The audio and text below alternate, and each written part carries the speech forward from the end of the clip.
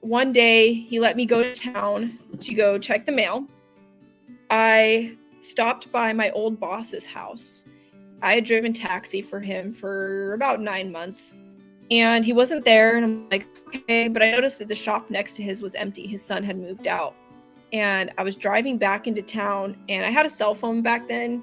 It was like a little smartphone where, again, it couldn't really do much, and he would like go through all my social media and make sure he knew everybody that was on there and check my messages and stuff like that. So when I did have a phone, it was like heavily monitored. So I'm sitting at the post office, and he calls me and he said, hey, the neighbor said you stopped by. And I said, yeah, I said, do you have a place like for rent, like for just me? And he's like, oh, you're ready. He says that to me.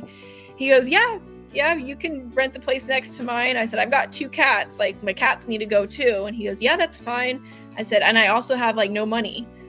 So I really don't know what we're going to do. And he goes, well, once you leave, you'll have money. So you can just pay me like every 2 weeks. You can pay half the rent. He was charging me $300 every 2 weeks. That's what he told me he would do. And I said, okay. He's like, and I know that car is not up and running yet. So I started thinking about it. I went home that night, and I remember, luckily everything I owned was already in boxes. I was just sitting there, and I remember coming home and the engine was pulled out of my car. And I was like, okay, well, there goes that. So I was like, I don't know what to do. So I'm sitting there, I'm thinking about it, but I was like, I was getting nervous, probably more scared than I had been any of the last 5.5 years, because I knew like I was going to leave, and this time I'm serious. And he had been getting to the point where he was so heavy into drug use. He was extremely paranoid, and he wasn't really going out a lot anymore. So I was like thinking to myself, I really don't think he's going to show up at my parents' at this point. I think that, all that talk a couple years back, I think it was just talk.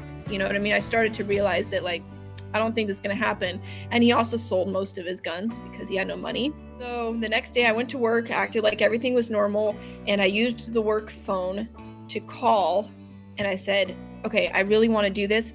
How do I get my stuff there? And he goes, what time do you get off? And I told him what time I got off. And he said, there's a little store by my house.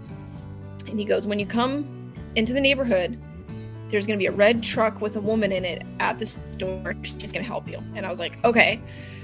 So I get to the store. There's a woman in a red truck, and I had never met her before. She was like 5'2", like she was tiny. And she's like, are you ready? And I was like, yeah. And she followed me to the house. And I remember pulling up, opening the gate, and he comes out and he goes, who's that? What are you doing? I said, that's my friend.